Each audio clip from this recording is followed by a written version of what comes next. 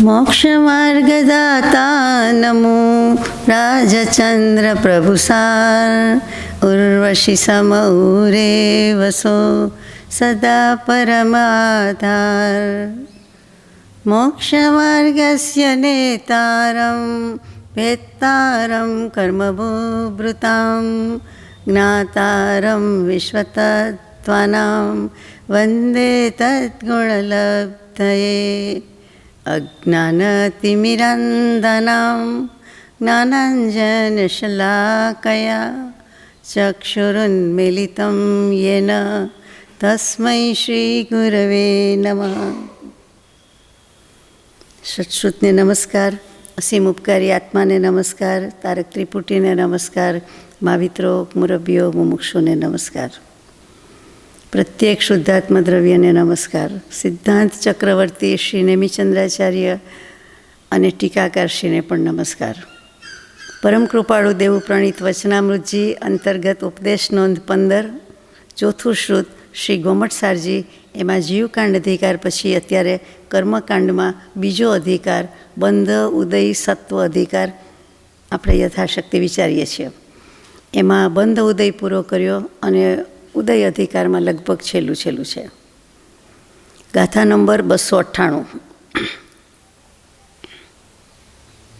મનુષ્ય ગતિમાં કર્મ ઉદય વગેરે કેવી રીતે છે, અથવા ક્યાં ક્યાં કયા ગુણસ્થાને કે કઈ કઈ પ્રકૃતિ હોય છે તેના વિશે આવશે.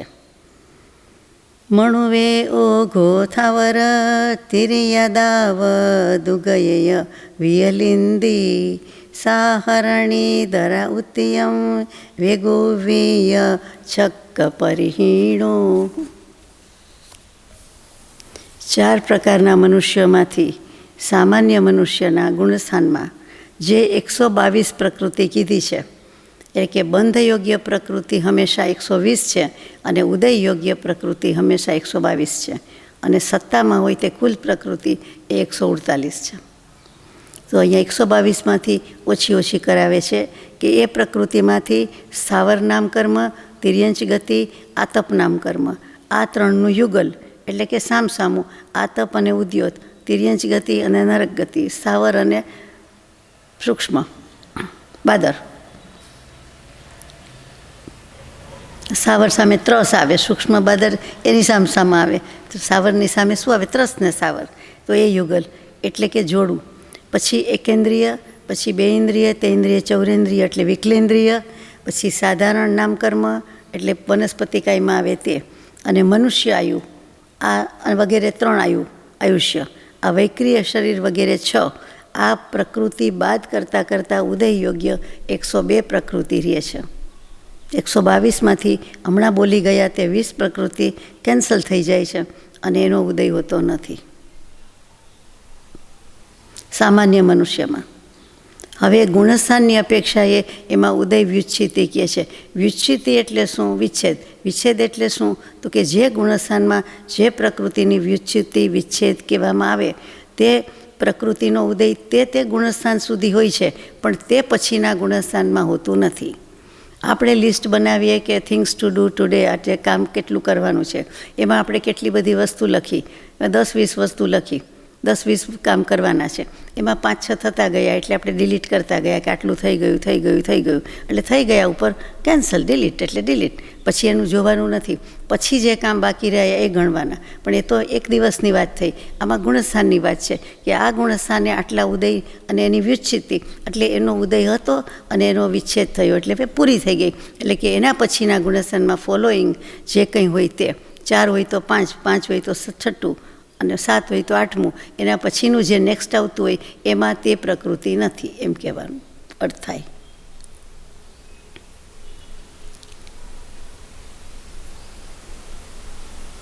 ગાથા નંબર 299 કે ગુણસ્થાનની અપેક્ષાથી કેવી રીતે ઉદયની વ્યુચ્છિતિ કહેવામાં આવે છે. મિચ્છમ પૂર્ણમ છેદો અણમિસમ મિચ્છ ગાદિતિસુ અયદે વિધિય કસાય નરણુ દુભગણાદેજ અજ્જસયમ. મિથ્યાત્વ વગેરે 3 ગુણસ્થાન. પહેલાં એટલે મિથ્યાત્વ, બીજું સાસ્વાદન, ત્રીજું મિશ્ર. આ 3 ગુણસ્થાનમાંથી ક્રમથી પહેલાંમાં મિથ્યાત્વ, પછી અપર્યાપ્ત, પછી બીજામાં અનંતાનુબંધી 4 ક્રોધમાન માયાલોભ, પછી ત્રીજા એટલે ગુણસ્થાનમાં ત્રીજા મિશ્ર દર્શન મોહનીય, પછી ચોથું અસંયત ગુણસ્થાન અવિરત સમ્યક દૃષ્ટિ ગુણસ્થાન, એમાં બીજું અપ્રત્યાખ્યાનની ચોકડી ક્રોધમાન માયાલોભ, પછી મનુષ્ય ગતિ અનુપૂર્વી અથવા અનુપૂર્વી જે બોલો તે, દુર્ભગ નામ કર્મ, અનાદય નામ કર્મ અને અયશ કીર્તિ નામ કર્મ, આ 8 પ્રકૃતિના ઉદયનો વિચ્છેદ હોય છે. આટલું હોતું નથી. પહેલાં બીજા ત્રીજા ગુણસ્થાનમાં આટલું હોય છે અને ત્યાર પછી આટલી વિચ્છેદ, એટલે ચોથામાં આ બધું ન આવે એમ કહેવાનું છે. હવે આપ સમજી ગયા બધી કઈ કઈ પ્રકૃતિ કઈ આપણે અગાઉ આવી ગઈ હોય, પણ એકદમ જલ્દીથી કહીએ તો કે પહેલું તો મિથ્યાત્વ મોહનીય નામકર્મના ઉદયથી, મિથ્યાત્વ મોહનીય, પછી નામકર્મ નહીં બોલાય, મિથ્યાત્વ મોહનીય કર્મના ઉદયથી. ત્યાં નામ એટલે સ્પેસિફિક 7મું નામકર્મ એ નથી કહેવું કે 6ઠું નામકર્મ, પણ એનું નામ કે સંજ્ઞા છે તે મિથ્યાત્વ, એટલે કે દર્શન મોહનીય. એ ત્રણેય ભેગી થાય એટલે આપણે એને એક મિથ્યાત્વ કહીએ છીએ. દર્શન મિથ્યાત્વ મોહનીય, મિશ્ર મોહનીય, સમ્યક્ત્વ મોહનીય, તો આ મિથ્યાત્વ મોહનીયની વાત છે. પછી અપર્યાપ્ત નામકર્મ, અપર્યાપ્ત કોને કહીએ તો નામકર્મ જ છે. કોઈ પણ જીવના પર્યાપ્તા અને અપર્યાપ્તા હોય, તો કે પૂર્ણ રીતે બધા જન્મતા હોય એટલે આપણે પર્યાપ્તા જ સમજીએ છીએ, અપર્યાપ્તાનો વિચાર આવતો નથી. પણ આગમની પરિભાષામાં હંમેશા વિચારો કરવો પડે કે 99 ભેદ દેવોના છે તો પર્યાપ્ત અને અપર્યાપ્ત, મનુષ્યના છે એમાં પર્યાપ્ત અપર્યાપ્ત, નારકીના છે બધામાં એ ડબલ ગણી લેવાના છે. તો અપર્યાપ્ત કોને કહેવાય તો કે કુલ પર્યાપ્તિ કેટલી, તો કે આહાર, શરીર, ઇન્દ્રિય, શ્વાસોશ્વાસ, ભાષા અને મન, 6 પર્યાપ્તિ હોય. વધુમાં વધુ આપણે મનુષ્યને 6 હોય, કોઈને પણ 6 હોઈ શકે વધુમાં વધુ, બાકી 4 અને 5 હોય. એકેન્દ્રિયને 4 હોય, પછી 2 ઇન્દ્રિયથી પંચેન્દ્રિય ચૌરેન્દ્રિય કહીએ એને 5 હોય. અસંગની પંચેન્દ્રિય અસંગનીને પણ 4 હોય, પછી અસંગની પંચેન્દ્રિય કહીએ એને 5, પણ પછી ભાષા મન ન હોય, એટલે એવી રીતે. તો આપણને પહેલાં જન્મથી આપણે મનુષ્યની વાત કરીએ છીએ તો માતાના ઉદરમાં પહેલાં જ સમયથી એ જે કાંઈ અશુચિ છે એનો જ આહાર કરે છે અને એ જ એમાંથી જ પર્યાપ્તિ બંધાય છે. આપણે એમાંથી બાંધીને આવ્યા અને આપણને ખબર નથી.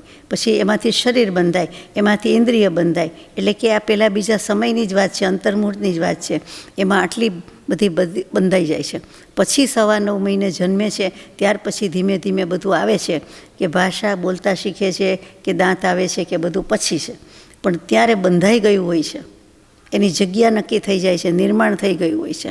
પછી ખાડા પૂરતા જવાનું, આંગળીને બધું બનાવી નાખ્યું હોય. કોણ બનાવે? આપણો જ આત્મા. અને આ રીતે કરે છે તો એને પર્યાપ્તિ કહેવાય. પર્યાપ્ત એટલે સફિશિયન્ટ, ઇનફ, અથવા તો પૂરેપૂરું. અહીંયા પર્યાપ્તિ એટલે સમાપ્તિ, એટલે કે પૂરેપૂરી. 6 બાંધવાની છે તો 6 પર્યાપ્તિ બંધાઈ જાય ત્યારે એ અંતર્મુહૂર્તમાં થઈ જાય, 48 મિનિટની અંદર થઈ જાય છે વધુમાં વધુ. એટલે ટાઈમ તો લાગતો જ નથી, આપણને ખબર પડે પહેલાં તો બંધાઈ ગયું હોય છે. એ અપર્યાપ્ત જીવ. પછી અનંતાનુબંધી 4 ખબર છે કે જે પ્રકૃતિ ક્રોધમાન માયાલોભથી અનંત સંસારનો અનુબંધ કરાવે તે. પછી ત્રીજા ગુણસ્થાનકમાં મિશ્ર દર્શન મોહનીય, એટલે અડધું સમ્યક્ત્વ છે ને અડધું મિથ્યાત્વ છે એવી ફિલિંગ હોય છે. ઘણાને એ ગુણસ્થાનકમાં હોય છે. પહેલેથી થોડીક પ્રગતિ કરે તો પછી ત્રીજે આવે છે એવું નથી, ચોથે જાય, ચોથેથી પાછું ખસીને પડીને ક્યાં આવે? બીજે આવે.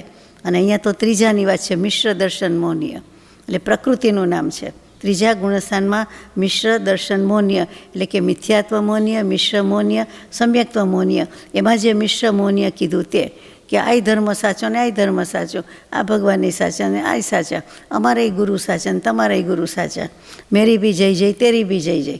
તો એમ નહીં, તો કે એ બધી ફિલિંગ છે. મિશ્ર એ મોહનીય જ કર્મ છે, મિથ્યાત્વનો જ એક ભાંગો છે. તો કે એ ત્રીજા ગુણસ્થાનકમાં એ દશા હોય છે. અને ચોથા ગુણસ્થાનકમાં બીજી અપ્રત્યાખ્યાની ચોકડી, એટલે કે અનંતાનુબંધીનો વિચ્છેદ થઈ ગયો પછી અપ્રત્યાખ્યાનીનો પણ વિચ્છેદ થઈ જાય છે. પછી 5મે ગુણસ્થાનકે જવાનું છે એટલા માટે, એટલે કે ત્યાં હોતી નથી. ચોથામાં આ છે અને એનો છેદ થઈ જાય છે.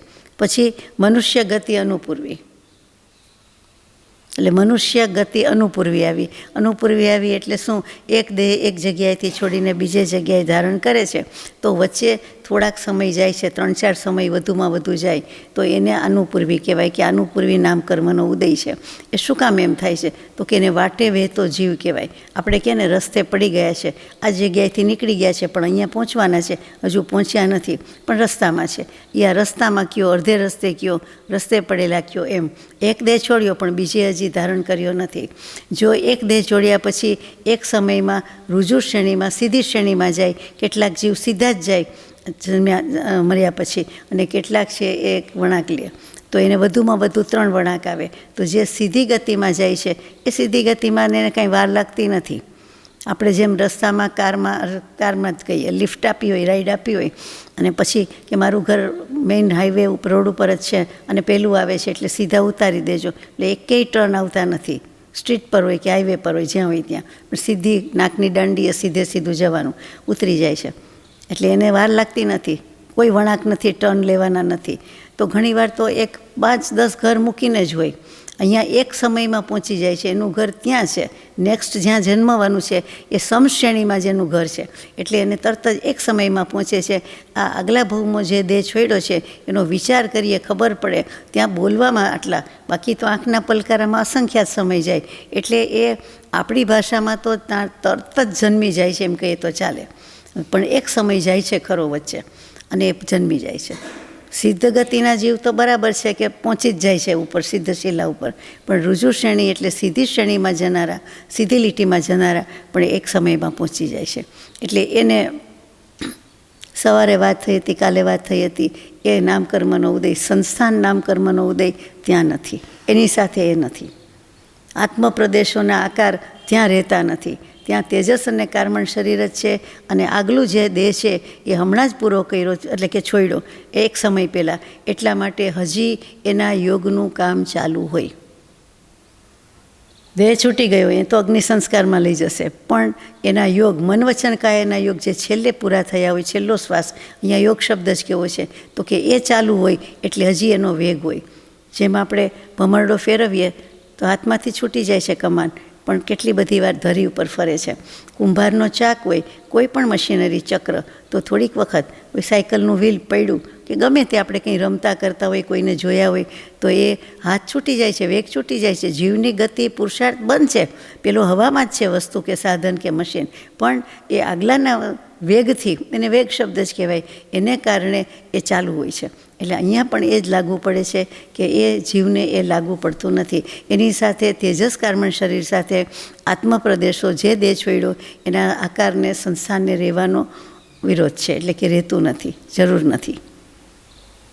પણ તેજસ કાર્મણ શરીર એની મેળે જ, આત્મા તો છે જ, પણ એમ કે એ છેલ્લો જે શ્વાસ મૂક્યો છે એ જે બાકી છે એનું, એટલે એના વેગથી, એની અસરથી, આફ્ટર ઇફેક્ટ આપણે કહીએ, ધરતીકંપ થાય ત્યારે બરાબર છે, અસર થઈ ગઈ હોય બધી, પણ પછી જે હોય છે એમાં આપણને થાય કે હવે મકાન પડી ગયું, કે હવે તિરાડ મોટી થઈ ગઈ, તેવી રીતે. અને બીજા જે છે રુજુ શ્રેણી સિવાય વક્ર શ્રેણી, એટલે કે વાંકી રીતે જાય છે, તો કે એકદમ સીધા નથી જતા, પણ એને જમણી બાજુ ટર્ન આવે, કાં તો ઉપર જાય, કાં તો નીચે જાય, અને કાં તો શ્રેણીમાંથી જમણી બાજુ વળાંક આવે. પછી પાછું ઘર શોધી લીધું હોય, નક્કી ક્યાં છે, તો કે ના, આ તો નીચેથી ઉપર છે. કેટલાક જીવ ઉપરથી નીચે જન્મતા હોય, કેટલાક નીચેથી ઉપર જાય. આવડો મોટો 14 રાજલોક છે, તો એ પ્રમાણે ગતિ થતી હોય, એટલે ઉપર નીચે અથવા તો ટર્ન આવતા હોય. વળાંક એટલે ટર્ન, વિગ્રહ એટલે વક્ર, એટલે વળાંક, એટલે અહીંયા વળાંક લેવાના, ટર્ન લેવાના.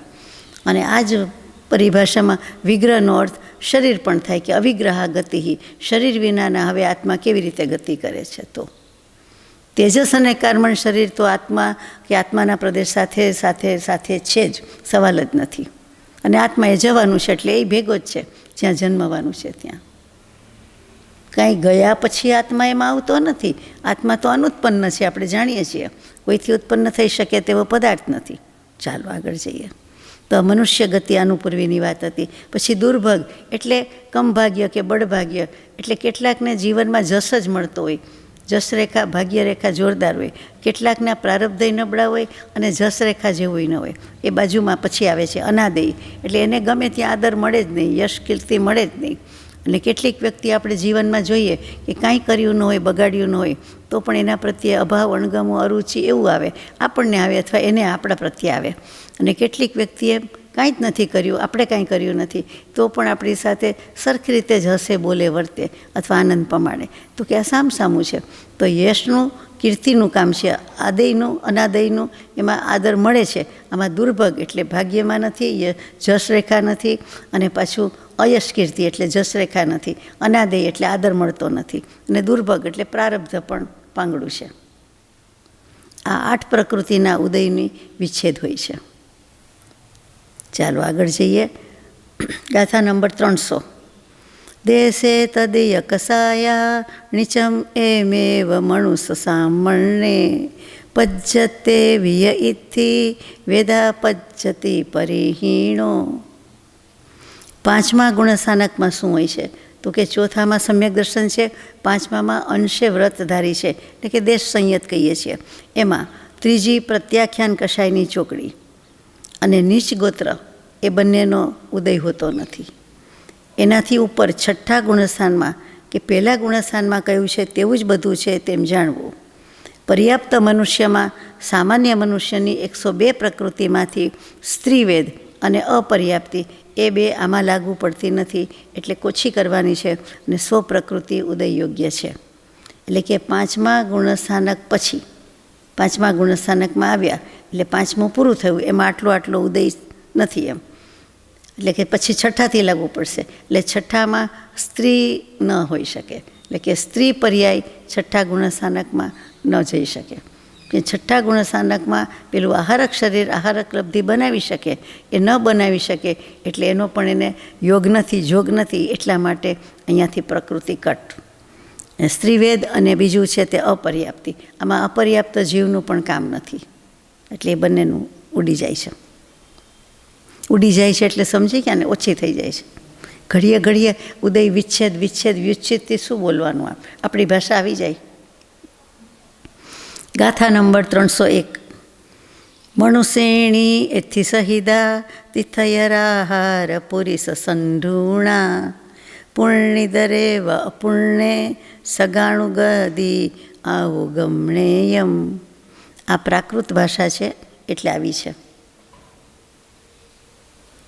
સ્વપ્રકૃતિમાંથી હવે સ્ત્રીવેદ પ્રકૃતિ ઉમેરવાની અને તીર્થંકર આહારક યુગલ એટલે કે આહારક શરીર અને આહારક અંગોપાંગ, જે એક હાથનું પૂતળું બનાવીને જાય કે તીર્થંકર દેવ કેવલી ભગવંતના દર્શન કરી આવું, કંઈક નાની મોટી એકાદ શંકા છે તો સમાધાન કરી આવું, એમ કરીને જાય છે. અથવા એમના કલ્યાણકમાં ભાગ લઈ આવું, તો કે તીવ્ર અભિલાષા હોય છે અને એવી રીતે પહોંચી જાય છે.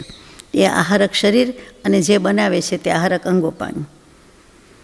પછી પુરુષવેદ અને નપુંસક વેદ, એ આ 5 પ્રકૃતિ કમ કરવાની, ઓછી કરવાની, એટલે 96 પ્રકૃતિ થઈ 101માંથી 5 જાય, 100માંથી 5 જાય. એટલી ઉદય યોગ્ય છે. ઉદય યોગ્ય છે, હા, વિચ્છિતિ નથી. પછી લબ્ધિ અપર્યાપ્તક મનુષ્ય અને તિર્યંશ લબ્ધિ અપર્યાપ્તક, એની જ 71 પ્રકૃતિ એ ઉદય યોગ્ય સમજવું. આ અનુપૂર્વી, ગતિ અને આયુષ્ય, આ 3 પ્રકૃતિ તિર્યંશની છોડીને મનુષ્ય સંબંધી જાણવી. એટલે 100માંથી 96 થઈ અને પછી 71 પ્રકૃતિ થઈ, બીજી બધી કટ થઈ ગઈ. ચાલો, એમાં કંઈ કહેવાનું નથી. ગાથા નંબર 302 અને 3 યુગ્મ છે, જોડકું છે, એટલે સાથે લઈએ છીએ.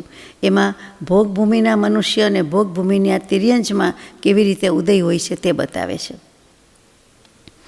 મણુસો ઘમ વા ભોગે દુભગ ચૌણી ચ સંડ થીણતીયમ દુગ્ગદી તિથમપુણમ સહદી સંઠાણ ચરિમપણમ. ગાથા નંબર 303. હાર દુહીણા એવં તિરિય મણુદુચ્ચ ગોદમણુવા અવણીય પક્ષી વણીચમ તિરિયદુ તિરિયવું ઉજ્જોવમ. ભોગભૂમિના મનુષ્યમાં સામાન્ય મનુષ્યની 102 પ્રકૃતિમાંથી જે અગાઉ આવી ગયું તે, એમાં દુર્ભગ વગેરે 4, એટલે જે દુર્ભગ એટલે દુર્ભાગ્ય, પછી આદેયની બદલે અનાદેય કર્મ, આદર ન મળે, યશ ન મળે, કીર્તિ ન મળે, એ બધી 4 પ્રકૃતિ, નસીબ પણ વાંકું એમ. પછી નીચ ગોત્ર, નપુંસક વેદ, સ્યાન ગૃદ્ધિ વગેરે 3, એટલે કે નિદ્રાના પ્રકાર છે, કે રાત્રે ઉઠીને ગમે તે કામ કરી આવે એવી નિદ્રાવાળાનું આયુષ્ય 6 મહિના જ હોઈ શકે, ભાગ્યે જ કોઈ નહીં હોય, ભાગ્યે જ એટલે ભાગ્યે જ પણ હોય છે. તો કે ઊભા ઊભા ઊંઘે, ચાલતા ચાલતા ઊંઘે, અને આ સ્યાન ગૃદ્ધિમાં તો ઝાડ ઉખેડી આવે એટલો પુરુષાર્થ કરી આવે, આવીને સૂઈ જાય, એટલા બધા માઇલ ચાલી નાખે, એટલું જોર જોમ આવી જાય ચક્રવર્તીના બળ જેટલું કે વાસુદેવના બળ જેટલું, એટલું કરી આવે, તે થીણદ્ધિ નિદ્રા કહેવાય. એનું બીજું નામ સ્યાન ગૃદ્ધિ, સંસ્કૃતમાં સ્યાન ગૃદ્ધિ, પ્રાકૃતમાં થીણદ્ધિ. થીજેલું ઘી, થીણું ઘી કયો એના પરથી યાદ રહી જાય કે થીણદ્ધિ, એટલે એવી જમાવટ કરી આવે ઊંઘમાં. પાછું એને પૂછો તો કાંઈ યાદ નથી, કે મને કાંઈ ખબર નથી, હું તો અહીંયા જ છું. આપણે થોડું ઘણું ઊંઘમાંથી ઉઠીને કામ કરી આવીએ, ચાલીએ, એ ન ગણાય તો ઠીક, ગમે એટલું કરી નાખીએ કામ આપણે જાજુ બધું, પણ એ કાંઈ એમાં ના આવે. અપ્રશસ્ત વિહાય ગતિ, એટલે કે અશુભ ચાલવાની, અશુભ ચાલ, ચાલ એટલે આપણી મનુષ્યોની વાત છે, તિર્યંજની વાત છે, બંનેની વાત છે. તો કે ચાલ કેવી છે? તો કે હંસની ચાલ સારી કહેવાય, હાથીની ચાલ સારી કહેવાય, બળદ જેવી ચાલ સારી કહેવાય. હંસ, હાથી, બળદ સારી, અહીંયા તો ખરાબ કીધી છે. તો ખરાબ ચાલ કોની કહેવાય? ઘોડાની, ગધેડાની અને ઊંટની, એ ખરાબ ચાલ કહેવાય છે. પછી તીર્થંકર પ્રકૃતિ, એ પણ નહીં, ભોગભૂમિના મનુષ્ય અને તિર્યંજની વાત છે, એમાં અત્યારે માત્ર મનુષ્યની વાત લખી છે. પછી અપર્યાપ્તિ, પછી અંતના વજ્ર, નારાજ વગેરે 5 સંજ્ઞાણ, એટલે કયા આવે? એક વજ્ર નારાજ તો ના આવે, અંતના કીધા છે, એટલે વજ્ર ઋષભ ના આવે, વજ્ર નારાજ, ઋષભ નારાજ, નારાજ, કિલિકા, સેવાર્થ. હા, અર્ધનારાજ બોલ્યા ને, બોલ્યા આપણે. પછી ન્યગ્રોધ પરિમંડલ વગેરે 5 સંસ્થાન, સંસ્થાન એટલે શરીરની આકૃતિ. તો આપણા શરીરની આકૃતિ આપણે કેવી ગણીએ? તો આપણને તો આપણે દોરીએ તેવી, આપણી જેવી હોય તેવી, એમ નહીં, પણ આમાં કેટલાકની સાથે સરખાવ્યું છે. તો ન્યગ્રોધ એટલે વડ, વડનું વૃક્ષ, વડવાઈ લટકે તે, વટવૃક્ષ કહીએ તે.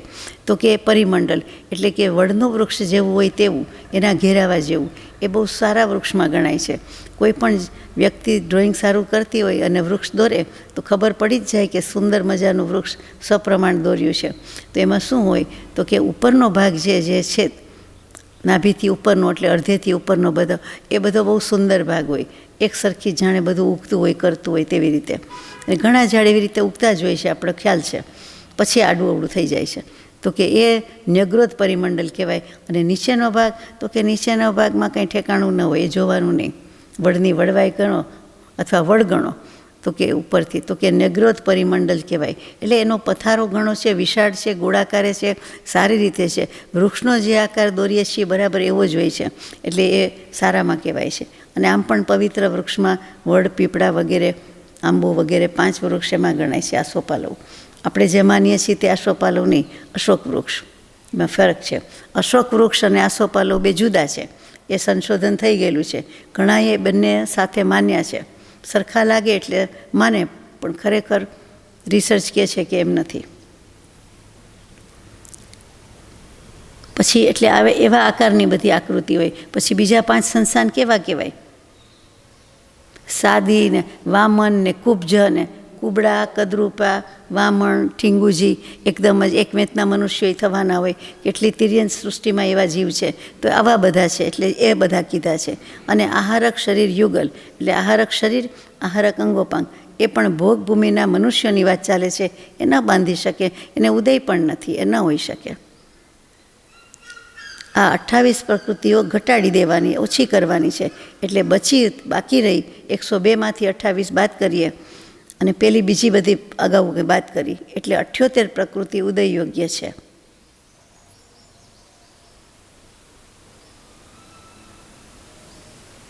શરૂઆતમાં દુર્ભગ વગેરે 4 ગણાવીને.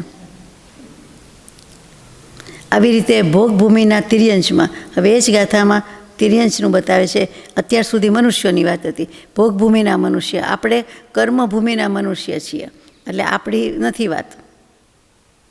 5 કર્મભૂમિ, પછી 15 કર્મભૂમિ, 5 ભરત ક્ષેત્ર, 5 ઐરાવત ક્ષેત્ર, 5 મહાવિદ્ય ક્ષેત્ર, એ બધા મનુષ્યો કર્મભૂમિના કહેવાય. આપણે કર્મભૂમિમાં આવીએ, આપણે ભરત ક્ષેત્રના મનુષ્ય છીએ. સિમંદર સ્વામી વગેરે મહાવિદ્ય ક્ષેત્રના મનુષ્ય છે. ઐરાવત ક્ષેત્રનું કોઈને ખબર નથી, બાકી હોય તો ખરું જ, છે તો ખરું જ. હંમેશા તીર્થંકર ત્રણેય ક્ષેત્રમાં થાય. ભરત ઐરાવતમાં 24 જ થાય અને મહાવિદ્યમાં 20 જ થાય, નિયમ છે. આપણે ઋષભદેવ ભગવાનથી મહાવીર સ્વામી ભગવાન કહીએ છીએ, એ કઈ 24 કહેવાય? વર્તમાન 24. આ કાળની અપેક્ષાએ વર્તમાન 24. અને સિમંદર સ્વામી વગેરે છે તે વિહારમાન સ્વામી કહેવાય, વિહારમાન તીર્થંકર છે. એટલે અત્યારે વિચરી રહ્યા છે, વિહાર કરી રહ્યા છે, અસ્તિત્વમાં છે, સદેહે હાજર છે, પણ મહાવિદ્ય ક્ષેત્રમાં છે. બધું જાણો જ છો, પણ આ તો જરાક યાદ આવી જાય મનમાં. તો ભોગભૂમિના તિર્યંશને મનુષ્યની જેમ 78 પ્રકૃતિમાંથી કે બીજી કેટલી નથી એ આવે છે કે મનુષ્ય ગતિ વગેરે 2, એટલે દેવગતિ મનુષ્ય ગતિ નથી. ઉચ્ચ ગોત્ર મનુષ્ય આયુ, આ 4 પ્રકૃતિ ઘટાડી દેવાની. એની સામે એટલે 78માંથી 4 જાય તો 74. પછી નીચ ગોત્ર તિર્યંશ ગતિ વગેરે 2 ગતિ, એટલે નરક ગતિ 3. તિર્યંશ આયુ અને ઉદ્યોત એટલે 5. આ 5ને મેળવવાની, ઉમેરવાની, એટલે 79 પ્રકૃતિનો ઉદય યોગ્ય હોય છે.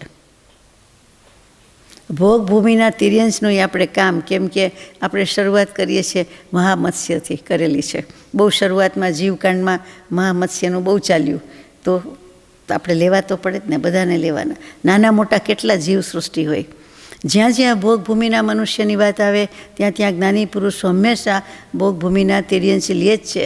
કારણ કે સંઘની પંચેન્દ્રિય કે અસંગની પંચેન્દ્રિય. બીજું કે ભોગભૂમિના તિર્યંશમાં કેટલા બધા અસંખ્ય સમ્યક દૃષ્ટિ જીવો છે અને માછલા રૂપે છે. મોટા માછલા, નાના માછલા, મગર મત્સ્ય, મહામત્સ્ય, જે કયો તે, એવા અસંખ્ય જીવો છે. અને પાછા માત્ર સમ્યક દૃષ્ટિ નથી, 5મા ગુણસ્થાનકે વર્તતા એવા છે. અહીંયા ગુણસ્થાનક પ્રમાણે છે, ભોગભૂમિ પ્રમાણે છે, એટલે એમનો સમાવેશ લેવાનો હોય જ. આમ પણ અસ્તિત્વમાં છે એટલે લેવાના જ હોય, પણ આમાં સરખી રીતે લેવાના હોય, કન્સિડર કરવાના હોય, કરેલા જ છે એમણે. આમાં એક ઉદ્યોત નામ આવ્યું. એ ઉદ્યોત નામ કર્મ શું?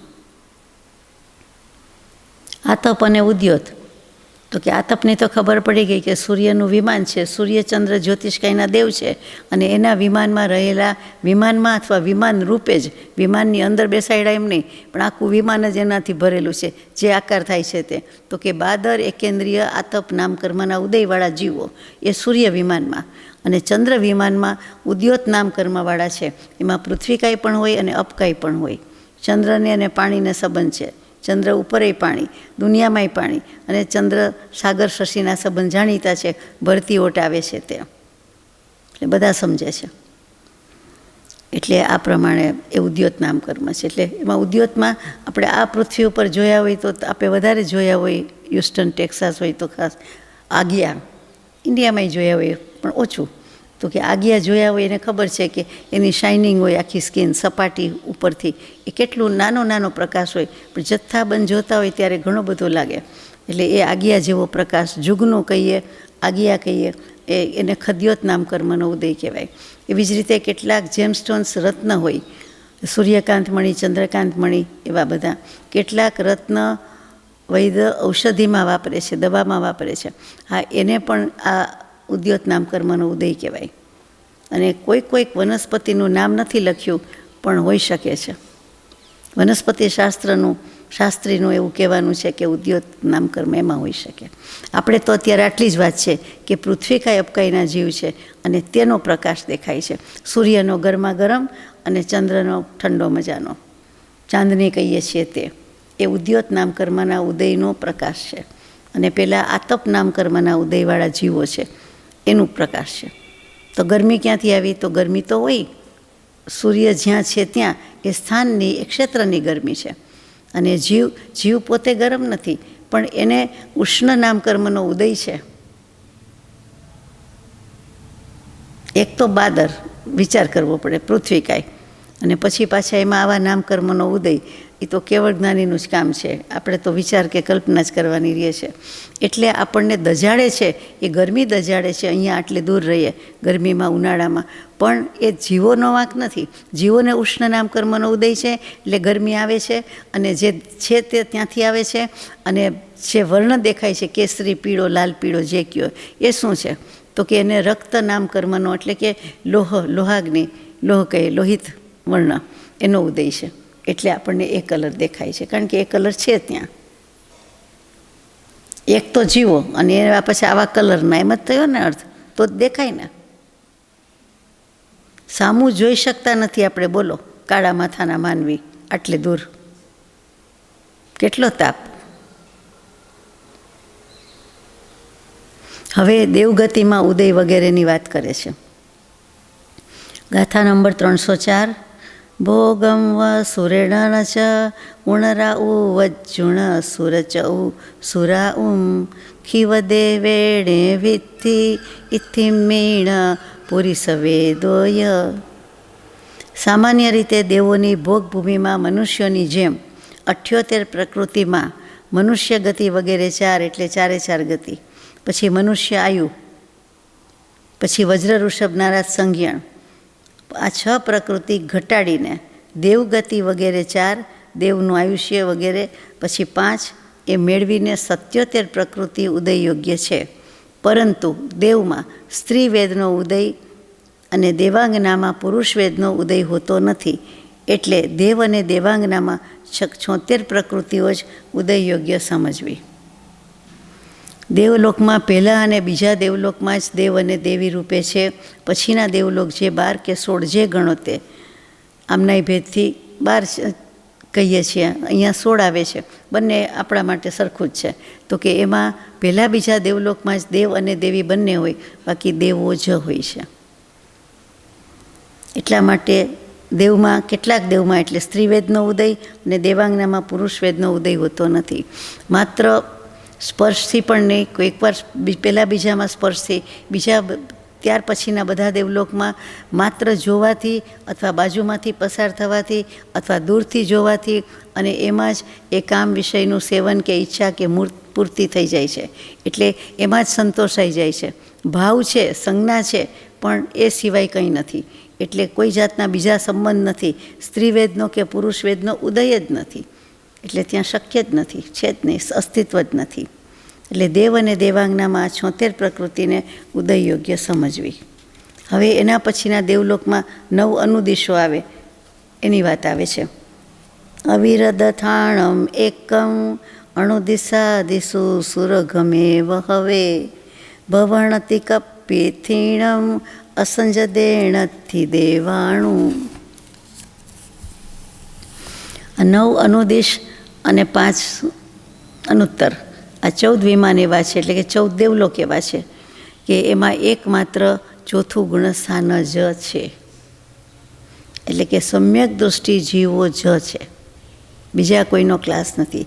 આ 14 જગ્યાએ કૃપાળદેવે મોક્ષમાળા ભાવના બોધમાં લખી દીધું છે કે ત્યાં જીવ જન્મ્યો નહીં હોય. બાકી બધી જ જગ્યાએ કોઈ પણ જીવ જન્મ મરણ કરી આવ્યો છે. અનંતવાર પૂતગલ પરાવર્તન, અનંતવાર જન્મ મરણ, અનંત જગ્યાએ, બધું અનંત અનંત અનંત છે. પણ આ 14નો અપવાદ મૂકેલો છે. આ કારણ દેવોને સમ્યક દર્શનની જેમ, એટલે અવિરત ગુણસ્થાનકની જેમ ઉદય યોગ્ય 70 પ્રકૃતિઓ જાણવી, અને ભવંત્રિક એટલે કે ભવનવાસી, વ્યંતર અને જ્યોતિષી, આ દેવદેવી અને કલ્પવાસીની સ્ત્રીઓ સામાન્ય દેવોની જેમ 77 પ્રકૃતિમાં સ્ત્રીવેદ અને પુરુષવેદ વિના 76 પ્રકૃતિને જ ઉદય યોગ્ય છે. સરવાળા બાદ બાકી કરવાના, આને આટલી છે, આને આટલી નથી. 70 તો કોમન જ કીધી ચોથા ગુણસ્થાનક પ્રમાણે.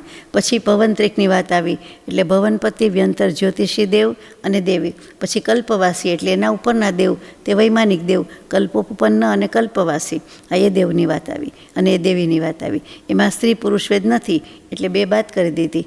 એટલે છેલ્લે 76 પ્રકૃતિ જ ઉદય યોગ્ય છે. પરંતુ અસંયત ગુણસ્થાન એટલે ચોથામાં દેવગતિ અનુપૂર્વીનો ઉદય હોતો નથી. કેમ કે સમ્યક દૃષ્ટિએ મરીને ભવનત્રય વગેરેમાં ઉત્પન્ન થઈ શકતો નથી. આ નિયમ આવ્યો.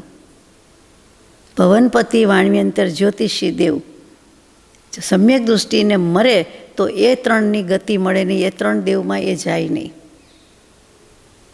એટલે કે એમાં જન્મ જ ન હોય, જાય નહીં.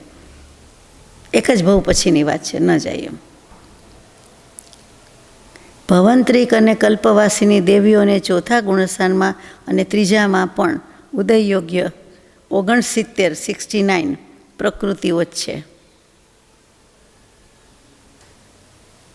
એક વાત કરી નાખી 70માંથી.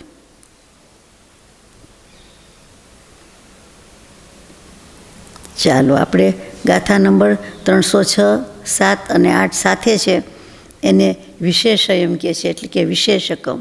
એટલે 3થી આ 3 વાળી 3 આવ્યું એટલે 2 હોય તો યુગમાં આવે, અને 6, 7, 12, 13, 15 સાથે હોય તો કુલક આવે, અને આ 3થી અમુક આંકડો છે કંઈ 7 કે 9 કે એ વિશેષકમાં જાય છે.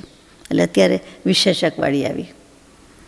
તિર્ય અપૂર્ણમ વેગે પરગદ ચૌક પૂર્ણ સાહરણમ એ ઇન્દ્રિય જસથીણતી થાવર જુગલમ ચમિલી દવમ. બધાનું સાથે જ લીધું છે એટલે આપણે સાથે જ લઈએ છીએ. 307 ऋण मंगो वंगतसम सहदि पंचखमेव मिह वियले अवणीय थावर जुगलम साहरणे यखमादावम. 308મી ગાથા આવે.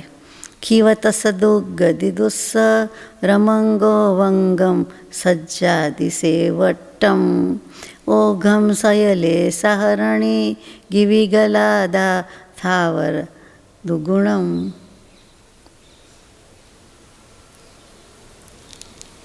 કાંઈ ખબર પડે આપણને? આ હિન્દીમાં અનુવાદ છે તો કંઈક સમજાશે, નહીંતર ગડબડ ગોટા ને પરમેશ્વર મોટા. ક્યાંય મેળ પડે નહીં એકેય ગાથાનો. એકેન્દ્રિયની માર્ગણામાં હવે ઇન્દ્રિય માર્ગણામાં ઉદય વગેરે કેવી રીતે છે જુઓ. 14 માર્ગણા અને 14 ગુણસ્થાન એટલે અંદર પરસ્પર માહોમાય મ્યુચ્યુઅલ બધું રિલેશનશીપ બધી આવતી જ જાય, ઇન્ટર રિલેશનશીપ બરાબરની છે.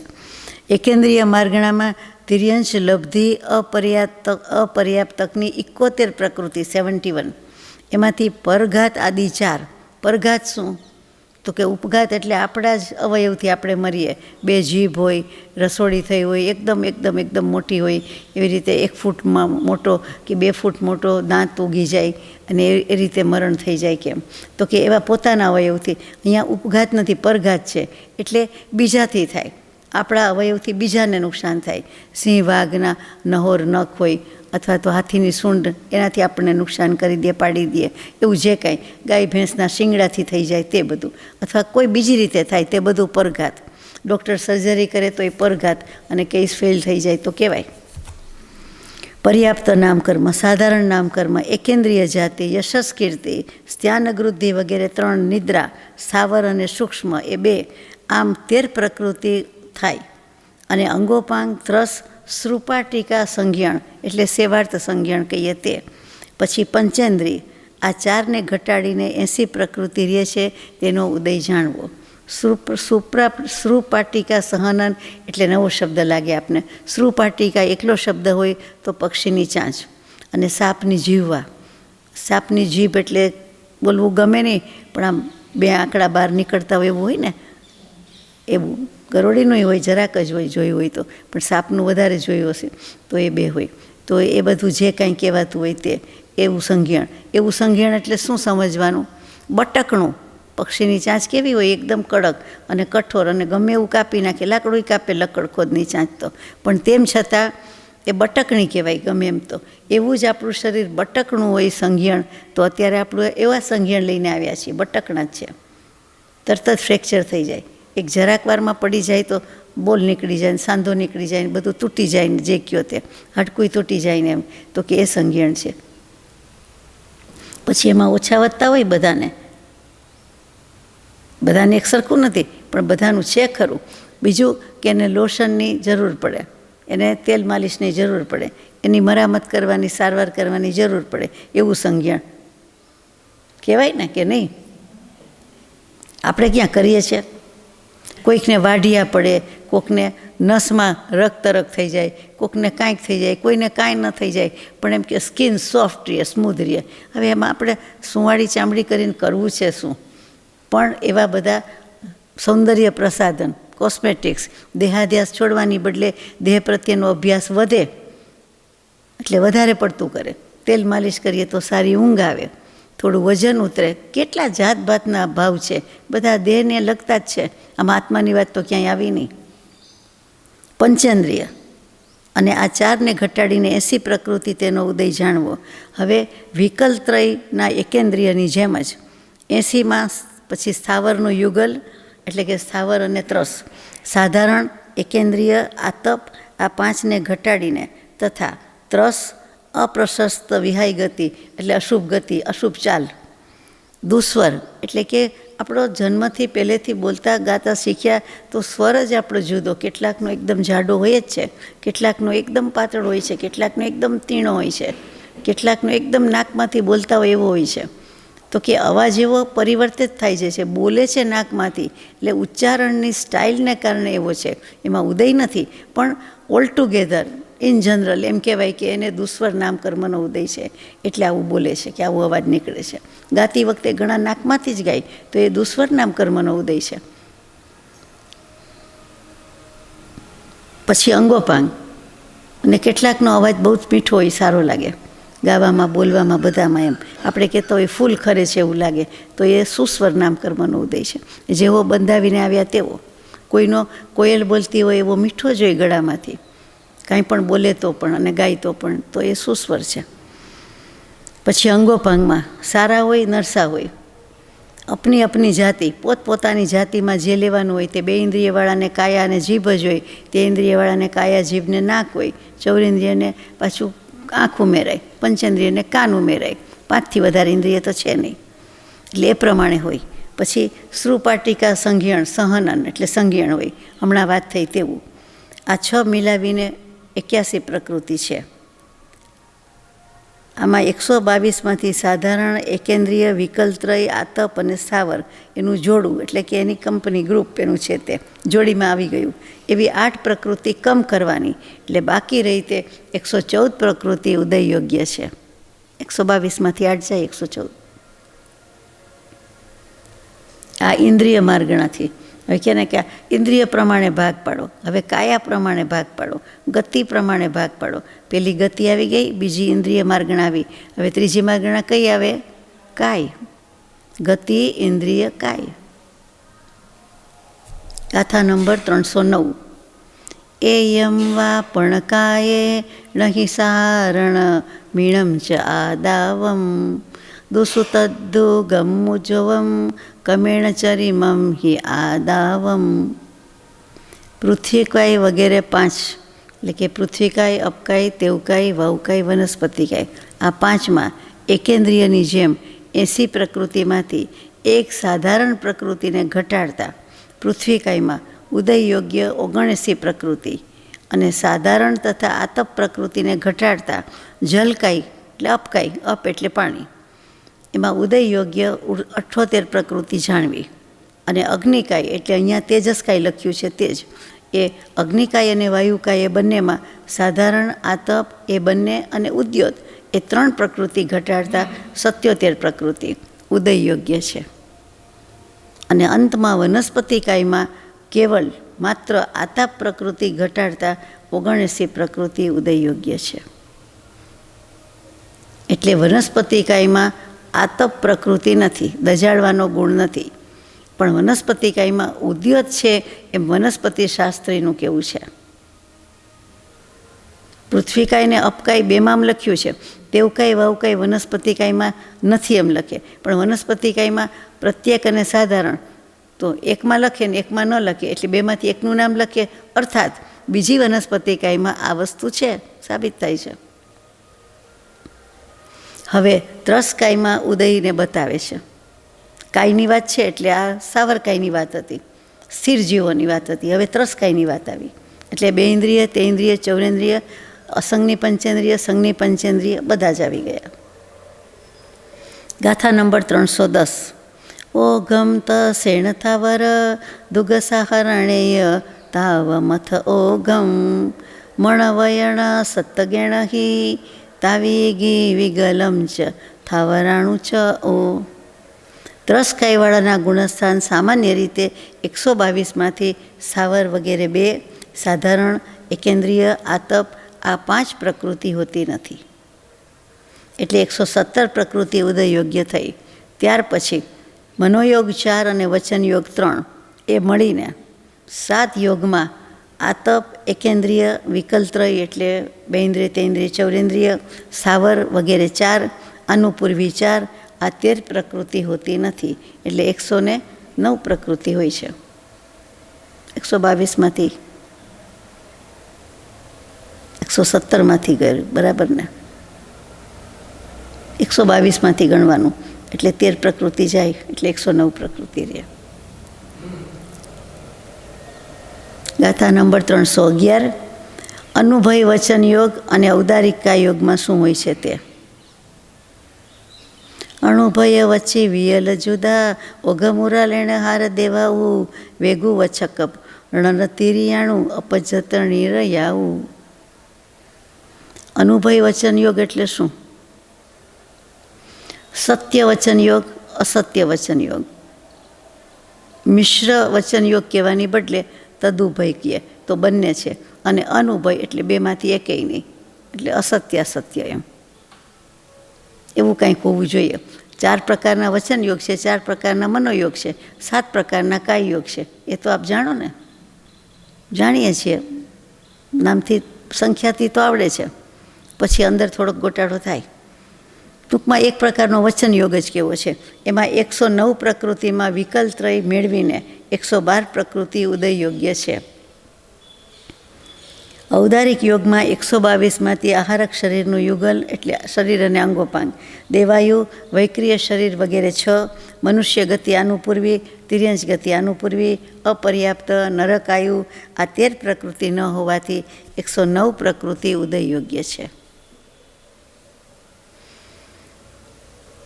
સત્ય યોગ્ય, અસત્ય યોગ્ય વચનની વાત કરીએ છીએ આપણે. પછી તદુભય એટલે તે બંને એટલે સત્યાસત્ય થયું. પછી અનુભય એટલે સત્યય નહીં ને અસત્યય નહીં. આકાશ કેટલું મોટું હશે? કાંઈ સાચું નથી, ખોટું નથી, તદુભયમાંય નથી ને અનુભયમાં આવે. એવા ઘણા બધા પ્રશ્ન સવાલ છે, લઈશું આપણે કોઈ વખત. કોઈ વાર લીધું છે વ્યાખ્યાન સર વખતે. સત્યના તો બહુ બધા પ્રકાર છે. આપણે સાચું બોલતા જ નથી એવું લાગે. વ્યવહાર સત્ય હાફ વે જોઈ ગયા, ક્યાં ગયા એ તો બોલીએ નહીં, હું જાઉં છું, ક્યાં જાઉં છું, એટલે એ બધું અસત્ય કહેવાય. મિશ્ર ભાષા. અને વ્યવહારમાં આપણે લાંબુ લાંબુ બોલવા જઈએ, લાંબા વાક્ય, કોને ધીરજ છે સાંભળવાની? તો આપણને ગાંડાની હોસ્પિટલમાં મૂકી આવે. બરાબર, કે આ કઈ ભાષા બોલે છે અને આ કઈ જાતનું છે. ચાલો, ગાથા નંબર 312. ઔદારિક મિશ્ર યોગમાં ઉદય વગેરે 2 ગાથાને કહેવામાં આવે છે. ગાથા 312 સાથે છે. તમે સે પૂર્ણ જુદાણા મિસથિણતીય સર વિહાય દુગમ પરગાધ ચવો અયદે નાદે જદુદુભગમ હણ સંઢિચ્છી. કેવું કહેવાય? ષંઢ સ્ત્રી એટલે સંઢિચ્છી. સંઢ એટલે નપુસક. પછી 313મી ગાથા. સાણે તેસીમ છે દોવા મેં 46 સાણે 14 આલમ વચ્ચે દો અયદે જોગીમ હિ 36મ. ઔદારિક મિશ્ર કાયયોગમાં પહેલી 109 પ્રકૃતિ મળે છે, પર્યાપ્તિ મળે છે. અને મિશ્ર પ્રકૃતિ, સ્યાનગૃતિ વગેરે 3 નિદ્રા, 2 સ્વર, વિહાય ગતિનું જોડું એટલે વિહાય ગતિ એટલે શુભ ગતિ, શુભ ચાલ અને અશુભ બંને, પરઘાત આદિ 4 આ 12 પ્રકૃતિ નથી. કારણ 98 ઉદય હોવા યોગ્ય છે. ચોથા અસંયત ગુણસ્થાનમાં અનાદેય 2, દુર્ભગ, નપુસકવેદ, સ્ત્રીવેદ એનો ઉદય નથી. એ કારણે એ પ્રકૃતિનો વિચ્છેદ શાસ્વાદન ગુણસ્થાનમાં જ જાણવો. આ મિથ્યાત્વ ગુણસ્થાનમાં મિથ્યાત્વ, સૂક્ષ્મત્રય એ ચાર પ્રકૃતિ વિચ્છેદ પામે છે, વિચ્છિત્તિ. સાસ્વાદન એટલે બીજા ગુણસ્થાનકમાં અનંતાનુબંધી આદિ 14 અને અસંયતમાં અપ્રત્યાખ્યાન આદિ 44 અને સહયોગી કેવડીમાં 36 પ્રકૃતિઓનો ઉદય વિચ્છેદ માનવો. આ શેની વાત હતી? ઔદારિક મિશ્ર કાયયોગ. એમાં આ પ્રમાણે છે. હવે વૈક્રિય કાયયોગ પછી આપણે લઈએ છીએ આ વાંચીને કે ઔદારિક મિશ્ર કાયયોગ કોને કહેવાય અને વૈક્રિય મિશ્ર કાયયોગ કોને કહેવાય. હવે વૈક્રિય કાયયોગમાં ગાથા નંબર 314 દેવોઘમ વેગુ વેવ અણસુરાણું પક્ષી વેજળ નિરયાવું નિરય ગતિ હુંડસંડમ દુગતિ દુભગ ચવો નીચમ. વૈક્રિય કાયયોગમાં દેવગતિ જેવી 77માં દેવાનું પૂર્વી ઘટતા નરકાયુ નરક ગતિ હુંડ સંસાન નપુસક વેદ અપ્રશસ્ત વિહાય ગતિ દુર્ભગ આદિ 4 નીચ ગોત્ર આ 10 મિલાવીને ઉમેરીને 86 પ્રકૃતિ ઉદય યોગ્ય હોય છે. આ માત્ર વૈક્રિય કાયયોગની વાત કરી કે જેમાં 86 પ્રકૃતિ ઉદય યોગ્ય છે. હવે વૈક્રિયક મિશ્ર આવે છે અને પછી આપણે નોટ સમજીએ કે વૈક્રિયક મિશ્ર કાયયોગમાં 1.5 ગાથાથી વધુ જણાવવામાં આવે છે. એટલે આમ તો 2 ગાથા યુગ્મ. ગાથા 315 વેગુ વંવા મિસેણ મિસપર ઘાદસર વિહાય દુગમ સાણેણ હુંડ સંડમ દુભગણા દેજ અજ્જ સંયમ. ગાથા 316 સાથે છે. એટલે નિરય ગદી આવું નીચમ તેખિતય દેવણિજથી વેદમ છઠ્ઠ ગુણમ વાહારેણ થીણતીય સંડથી વેદમ.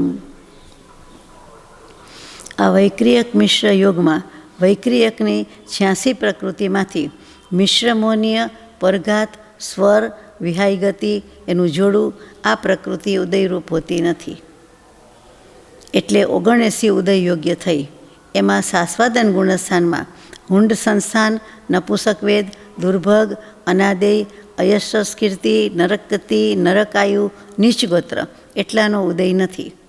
કેમ કે સાસ્વાદન ગુણસ્થાનવાળો મરીને નરકમાં જતો નથી.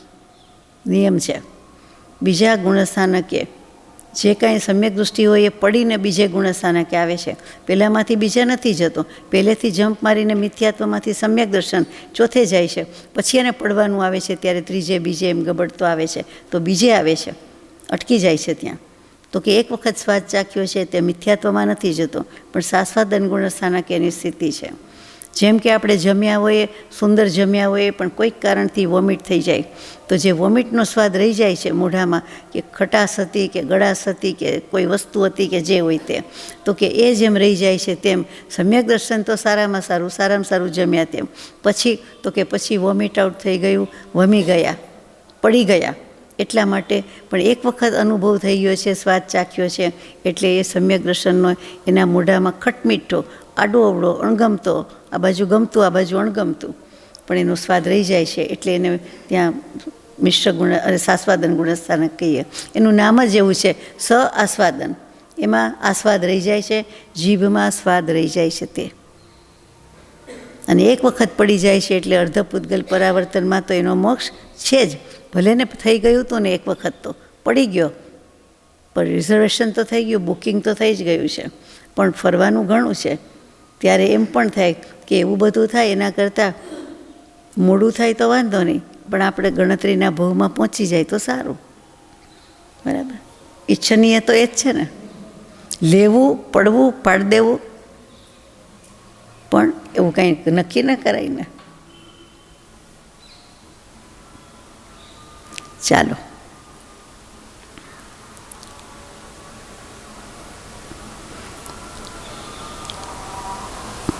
અસંયતમાં આ પ્રકૃતિનો ઉદય રહે છે, એટલે કે ચોથા ગુણસ્થાનકમાં રહે છે, પણ પછી નહીં. એટલે કે સાસ્વાદનમાં નથી. વસ્તુ શું હતી કે સમ્યક દૃષ્ટિ મરીને નરકમાં, સમ્યક દૃષ્ટિ સાસ્વાદનવાળા મરીને નરકમાં જતા નથી. એમ સાસ્વાદનમાં સ્ત્રીવેદ અને અનંતાનુબંધી 4 આ 5નો વિચ્છેદ છે. અસંયતમાં અપ્રત્યાખ્યાની કશાય 4, વૈક્રિય 2, દેવગતિ, નરકગતિ, દેવાયુ, નરકાયુ અને દુર્ભગ વગેરે 3 એવી 13 પ્રકૃતિનો વિચ્છેદ હોય છે. હવે આહારક કાયયોગ પણ લઈ લઈએ ને. આહારક કાયયોગમાં છઠ્ઠા ગુણસ્થાનની 81 પ્રકૃતિમાંથી જે સ્યાનવૃદ્ધિ નિદ્રા છે તેવી 3 નિદ્રા, નપુંસક વેદ અને સ્ત્રીવેદ અને અપ્રશસ્ત વિહાય ગતિ, દુસ્વર, સંઘ્યણ, ઔદારિક શરીર 2, અંતના 5 સંઠાણ, આમ 20 પ્રકૃતિનો ઉદય નથી. અને આહારક મિશ્ર કાયયોગમાં 61માંથી સુસ્વર, પરઘાત વગેરે 2, પ્રશસ્ત વિહાય ગતિ, આ 4ને ઘટાડતા 57 પ્રકૃતિ છે એવું જાણવું. એ આહારક મિશ્રની વાત આવી. હવે છેલ્લો એક છે એટલે આપણે લઈ લઈએ પછી સમજીએ. કર્મણ કાયયોગ, ધ મોસ્ટ ઇમ્પોર્ટન્ટ. બધા ઇમ્પોર્ટન્ટ કહેવાય પણ એમ બોલાય કે the last but not the least. કર્મણ કાયયોગ વિના કાંઈ નથી. કર્મણ કાયયોગમાં સામાન્ય ગુણસ્થાનની 122 પ્રકૃતિમાંથી સ્વર, વિહાય ગતિ, પ્રત્યેક, આહારક શરીર, ઔદારિક શરીર આ બધાનું યુગલ, મિશ્ર મોહનીય, ઉપઘાત વગેરે 5, વૈક્રિયકનું યુગલ, સ્યાનવૃદ્ધિ વગેરે 3, સંસ્થાન 6, સંઘ્યણ 6 આ બધા હોતા નથી. એટલે ઉદય યોગ્ય 89 પ્રકૃતિ જ છે. કર્મણ કાયયોગ શું અને કર્મણ શરીર એટલે કર્મણ શરીર શું બરાબર છે એ બે વિચારવાનું છે. ચાલો, અહીંયા 318મી ગાથા પૂરી થઈ. 317 અને 318 એ અહીંયા પૂરી થાય છે. આપણે કદાચ બોલ્યા નહીં, ગાથા નથી બોલી નહીં. 318મી છે. ઓઘમ કમે સરગદી પત્તય આહારું લા દુગમિસમ ઉવઘાદ પણ વિગુવ દુથીણથી સંઠાણ સહંદી નથી એટલે જવા દીધું આપણે. 89 પ્રકૃતિ અહીંયા આપણે પૂરું કરીએ છીએ. અને આપણે વાત થાય છે ઔદારિક મિશ્ર વગેરે શું કાયયોગ. બરાબર. કાયયોગ કયો કે બંધન કયો કે જે કેવું હોય તે. પહેલાં બંધન નામ કર્મ શું? બંધ થાય છે તે બંધન નામ કર્મ. એમાં 5 શરીરના બંધ કહીએ છીએ તે. તો કે ઔદારિક, ધીમે ધીમે જઈએ. ઔદારિક બંધન નામ કર્મ એટલે જે કર્મના ઉદયથી પૂર્વે ગ્રહણ કરેલા ઔદારિક પૂતગલો અને ગૃહ્યમાણ એટલે કે વર્તમાનમાં આ ક્ષણે આ સમયે પણ આપણે જે ઔદારિક પૂતગલો ગ્રહણ કરીએ એની સાથે સંબંધ થાય છે. અહીંયા સંબંધ શબ્દ મુખ્ય છે. તે ચોટે છે નહીં, વળગે છે નહીં, બંધાય છે નહીં. સંબંધમાં સમજી જવાનું કે બંધન જ છે. બંધન બધી રીતે હોય. આખા રૂમમાં પૂરી દઈએ તોય બંધન કહેવાય. દોરડાથી બાંધીએ તોય બંધન કહેવાય. એક અંગ બાંધી દઈએ તો એટલું બંધન કહેવાય. એટલે બંધનમાં તો બહુ બધા અર્થ થાય. ગળામાં ફાંસામાં દોરડું મોટું મૂકી દે તોય બંધન. એ પણ જાતભાતના બંધન છે. કોઈને નીચેથી ઉપરથી નીચે લઈ જઈએ બાંધીને ખુરશીમાં કે ડોળીની જેમ કેમ તો એ પણ બંધન છે થોડા વખત પૂરતું. એટલે બંધન જાતભાતના છે. એટલે અહીંયા કેવી રીતે છે સમજવાનું છે. આપણે જેમ કોઈ વસ્તુ ચોંટાડવી હોય તો જાતભાતની રીત હોય. પહેલાં તો કુક રાઈસ રાંધેલા ભાતથી ચોંટાડી દેતા, પતંગ વગેરે યાદ આવ્યું. પછી ગુંદ આવ્યો, પછી ગમ આવ્યું, ગમ કહે એટલે ગુંદ. પછી આપણે જાતભાતનું શું આવ્યું? ફેવિકોલ આવી ગયું. પછી બીજા બધા તો કે સિમેન્ટના, ટાઇલ્સના બધાના પાછા ગુંદ જુદા, ગમ જુદા, ફેવિકોલ જુદા. આ બધું શું છે? તો કે જે રીતે ચોંટાડો એ રીતે. કોઈ વળી કે ચોંટાડવાનું શું હોય? અમારું જૂનું જાણીતું સીલ સારું, તો સીલની વાત આવે. એવી રીતે ટૂંકમાં આ ઔદારિક બંધન નામ કર્મ સંબંધ આને કહેવાય. જેમ કોઈ પણ 2 લાકડા હોય તો એને જોઈન્ટ કરવા માટે લાખ વપરાય. એ આપને ખબર હશે. ખબર છે? લાખના રમકડા બનાવે એમાં તો જોડાય જ. લાખનું ફર્નિચર બનાવે તો પછી લાકડા બીજે જ્યાં વપરાતા હોય ત્યાં તો કે 2 જોડવાના આવે એટલે એમાં લાખ વાપરે. એવી રીતે પૂર્વે ગ્રહણ કરેલા ઔદારિક પૂતગલ અને નવા ગ્રહણ કરી રહ્યા હોય તે પૂતગલ, એ બંને વચ્ચે સંબંધ થાય એટલે બંને ભેગા થાય. ટૂંકમાં એ આ ઔદારિક બંધન નામ કર્મથી જોડાય છે. ઔદારિક શરીર છે. પહેલું તો ઔદારિક શરીર સમજવું જોઈએ. શું? તો કે ઉદાર એટલે મુખ્ય અને પ્રધાન. પૈસા વાપરવામાં ઉદાર કે કોઈ વસ્તુ આપી દેવામાં ઉદાર એની વાત નથી. ઉદાર એટલે મુખ્ય, ઉદાર એટલે પ્રધાન અને ઉદાર એટલે પહેલું. એટલે ઔદારિક શરીર એ મુખ્ય શરીર છે. જે તીર્થંકર દેવને પણ હોય, શલાકા પુરુષને પણ હોય, આપણને પણ છે કે જે શરીરથી કર્મ અને ધર્મ બંને થાય અને મોક્ષે જઈ શકાય તેનું નામ ઔદારિક શરીર. વૈક્રિય શરીરથી ન થાય, આહારક શરીરથી ન જવાય, તેજસથી ન જવાય, કર્મણથી ન જવાય, ઔદારિક શરીર હોવું જ જોઈએ, હોય જ. અને એ જ શરીરનો સ્વભાવ શું છે તો કે પૂતગલનો સ્વભાવ છે તે સડન પડન ને વિધ્વંસન. સડી જાય, પડી જાય, વીણસી જાય, નાશ પામે, મૃત્યુ પામે, જે કયો તે એ આપણો છે જ. શરીર મૃત્યુ પામે જ છે.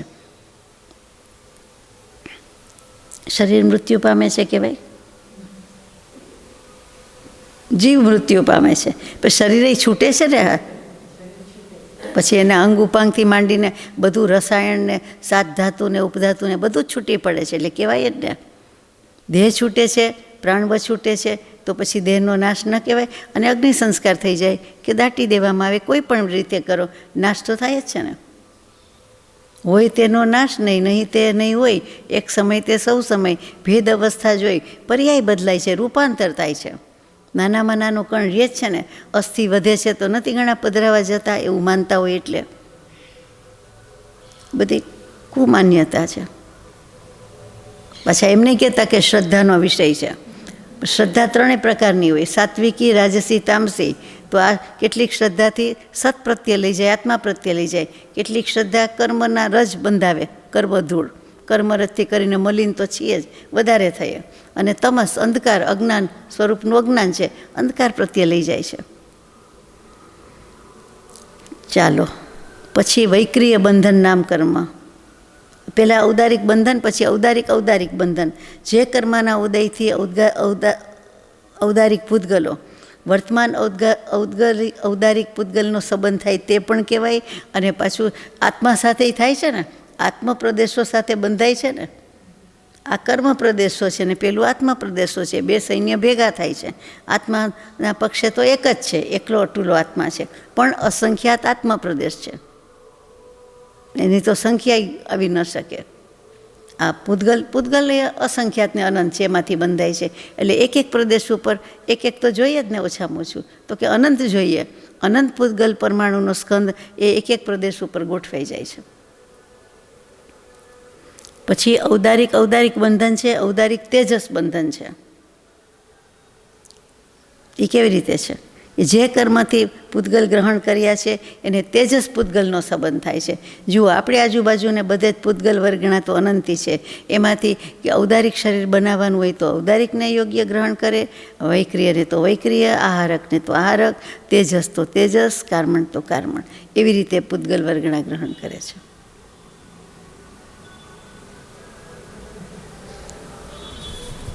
અહીંયા આપણે પૂરું કરીએ છીએ, કારણ કે બધું પૂરું થવાનું નથી. એટલે જે વૈક્રિય શરીર ને પછી બંધન અને પછી સંઘાત એ લેવાની વાત હતી મુખ્ય, એ બાકી રહે છે. કાયયોગ લેવાના છે, આવતીકાલે લઈશું. 4 મનના, 4 વચનના અને 7 મનોયોગ, કાયયોગ. અને એમાં છેલ્લી વાત કાર્મણ કાયયોગની આવી, એટલે એ બહુ સમજવા જેવી છે. એટલે આપણે લઈશું. સહજાત્મ સ્વરૂપ પરમ ગુરુ.